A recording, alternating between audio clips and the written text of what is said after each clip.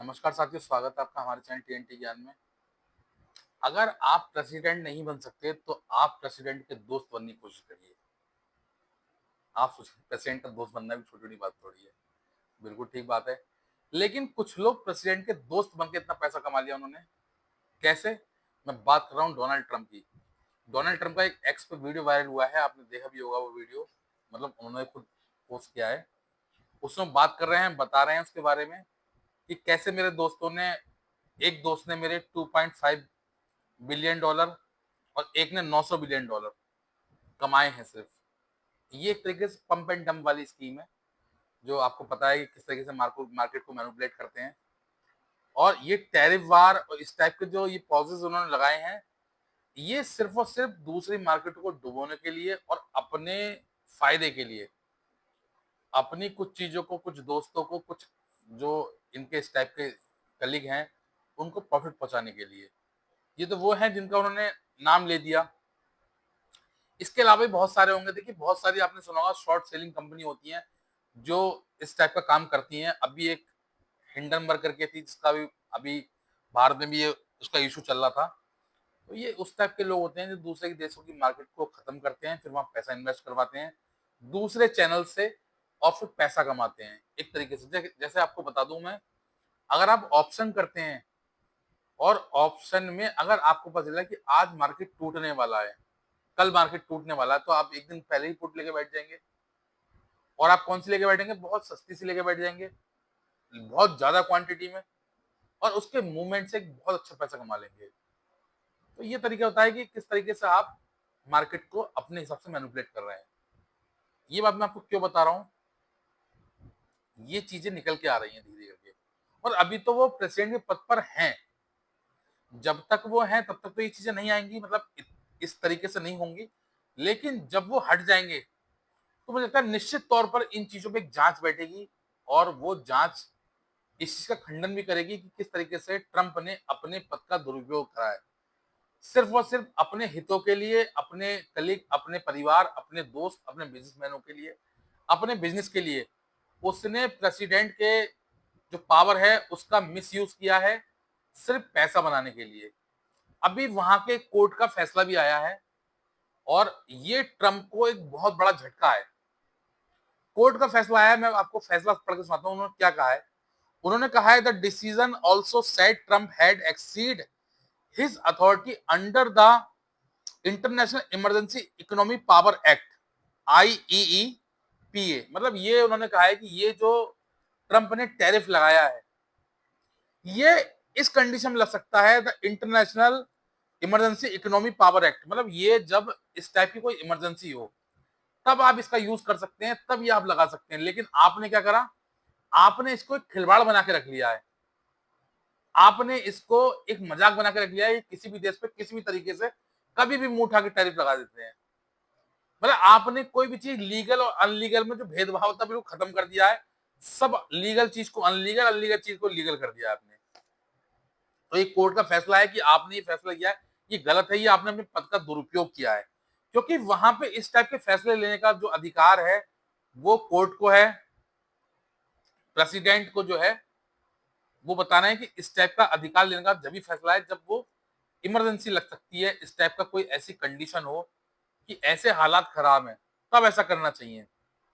तो उन्होंने कहा है कि ये सब चीजें गलत हैं। अगर ऐसा होता है, ऐसा होता है तो क्या होगा? उन्होंने एक चीज और कहा है कि जितने भी लोगों से पैसा लिया गया है, क्योंकि आपको बता दूं मैं, इसमें करीबन करीबन अब तक 150 बिलियन यूएस डॉलर की इनकम उनको हो चुकी है। और ये इनकम किसको हुई है, किससे हुई है? ये इनकम कोई भारत की कंपनियों से नहीं हुई है, ये इनकम उनको वहां के नागरिकों से हुई है। तो वो कह रहे हैं कि ये पैसा आपको वापसी करना पड़ेगा वहां के नागरिकों को। अब वो क्यों? क्योंकि भाई हमारी कंपनी पर टैरिफ लगाया, ठीक है, हमारा प्रोडक्ट तो 10 रुपए का था ना, हमारा प्रोडक्ट 10 रुपए का था, उस पर उन्होंने 120 कर दिया, 125 कर दिया। अब वो जो ऊपर के 25 रुपए हैं वो किसने दिए? वो वहां के आम जनता ने दिए। तो टैरिफ किस पे लगा? वहां की आम जनता पे लगा। इसका बर्डन किस पे पड़ा? वहां की आम जनता पे पड़ा।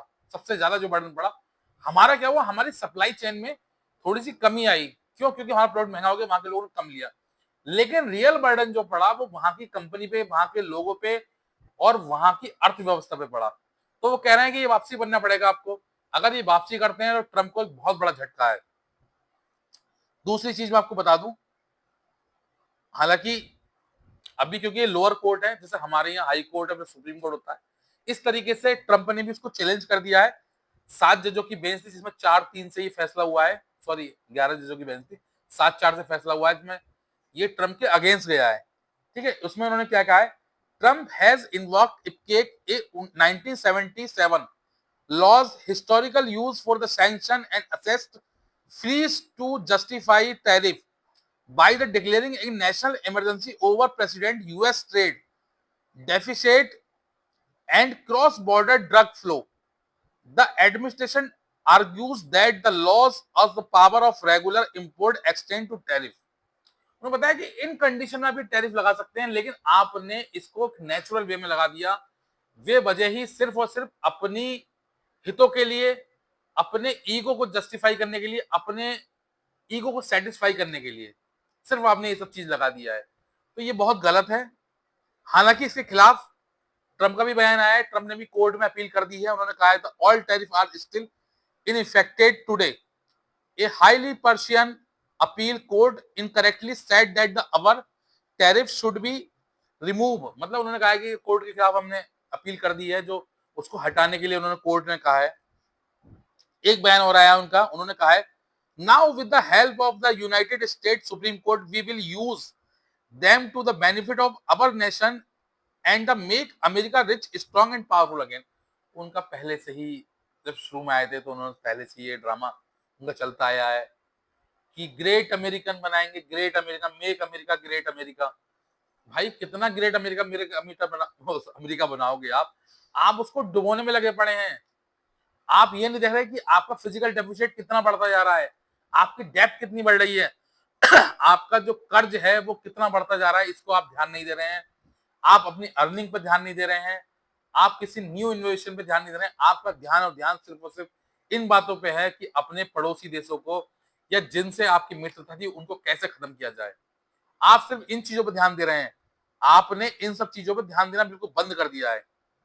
दूसरी चीज, भारत के लिए तो देखिए पॉजिटिव है, क्योंकि भारत को अगर ऐसा हो जाता है, अगर वहां के सुप्रीम कोर्ट में जहां उन्होंने चैलेंज किया है, अगर वहां से भी ये हार जाते हैं, क्योंकि ये कहीं ना कहीं इनका इलीगल है, किसी भी तरीके से ये जस्टिफाई नहीं है। जिस तरीके से टैरिफ वो दूसरे देशों पे लगा रहे हैं, ये कहीं से भी जस्टिफाई नहीं है। ठीक है, तो अगर वहां सुप्रीम कोर्ट से होता है, रिवर्स हो जाता है ये फैसला, तो भारत के लिए तो ये सोने पे सुहागा होगा। उसकी वजह बताऊं आपको, क्योंकि इस टैरिफ लगने के बाद भारत ने जिस तरीके से, जिस सुंदरता के साथ, जिस क्षमता के साथ, जिस पावर के साथ भारत ने इसके, कहते हैं ना कि अगेंस्ट रिकवरी के लिए दूसरी चीजें ढूंढनी शुरू करी हैं, दूसरे क्षेत्र ढूंढने शुरू करे हैं व्यापार करने के लिए, वो भारत के लिए एक पॉजिटिव रहेगा, वो सरप्लस रहेगा।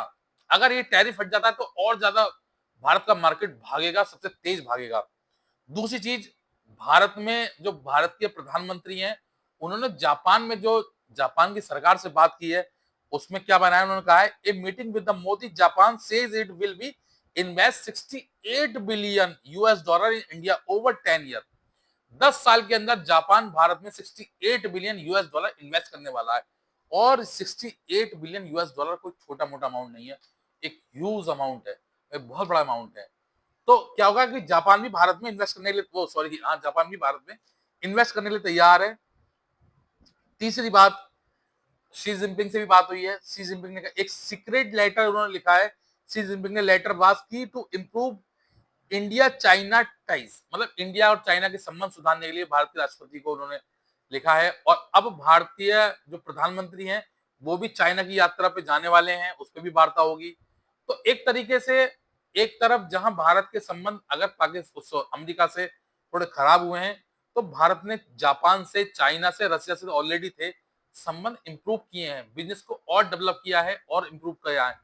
तो भारत के साथ ये वो देश खड़े हैं जिनकी इकोनॉमी बहुत शानदार है, जिनकी मैन्युफैक्चरिंग पावर बहुत शानदार है, कैपेबल है, और भारत को सपोर्ट करने के लिए वो साथ खड़े हैं भारत के। और देखिए एक चीज बता दूं मैं आपको, अभी भारत के क्वार्टर 1 का जो जीडीपी ग्रोथ का वो आंकड़े हैं वो भी आ गए हैं।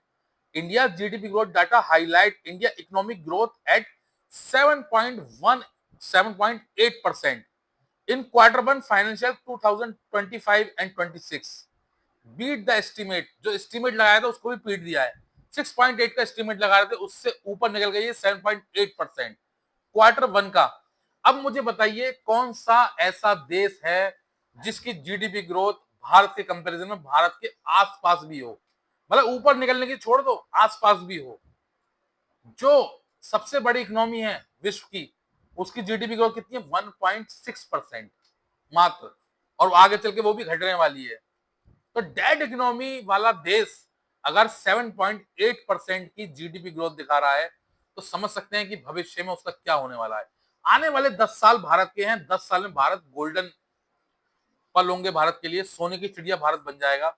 और मुझे लगता है शायद अगर ये टैरिफ वाला सिस्टम उनके पास से हटता है तो भारत की जो अर्थव्यवस्था है वो दोगुनी तेजी से बढ़ेगी। आप समझ सकते हैं कि भारत के साथ आने वाला जो पल है वो क्या होगा। भले ही भारत के खिलाफ इन जैसे देश लाख षड्यंत्र कर लें, लेकिन भारत की जो ग्रोथ है वो रुकने वाली नहीं है। भारत की जो पावर है वो बढ़ने वाली है लगातार, और भारत इस पे काम कर रहा है। और अब भारत के लिए वो दिन दूर नहीं जब भारत बहुत जल्दी जो वर्ल्ड की इकोनॉमी में चौथे नंबर पे है इस समय, वो तीसरे नंबर पे पहुंचेगा। देखिए भारत भारत ने टारगेट रखा है कि 2030 तक वो जर्मनी को पछाड़कर तीसरे नंबर पहुंच जाएगा। मुझे लगता है लेकिन 2030 बहुत दूर है, उससे पहले ही भारत चौथे नंबर पहुंच जाएगा, वो तीसरे नंबर पहुंच जाएगा। अभी अभी जापान को पछाड़कर भारत चौथे नंबर पर आया है। अब जर्मनी की बारी है, क्योंकि जर्मनी में भारत में कोई बहुत ज्यादा डिफरेंस नहीं है। जो टोटल जो भारत की और उनकी वो है इकोनॉमी, भारत की 4.2 ट्रिलियन है और जर्मनी की 4.7 ट्रिलियन है, मात्र 0.5 का फर्क है। हालांकि ये बहुत बड़ा आंकड़ा है, कहने के लिए 0.5 है, लेकिन भारत इसको बहुत जल्दी अचीव करने वाला है।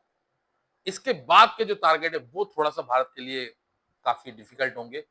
लेकिन ये भी बहुत बड़ी बात है कि भारत विश्व में तीसरे नंबर पे आएगा इकोनॉमी में, तो ये भारत के लिए पॉजिटिव है। और आगे चल के भारत के लिए ऐसे ही पॉजिटिव स्टेप भारत सरकार निरंतर लेगी और भारत के बिजनेसमैनों के लिए लेगी, जिससे भारत की ग्रोथ दिन ब दिन तेजी से बढ़ेगी।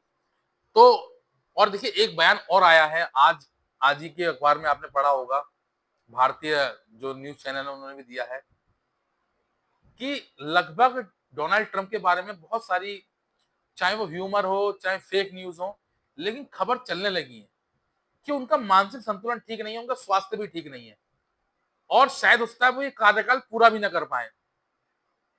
क्यों?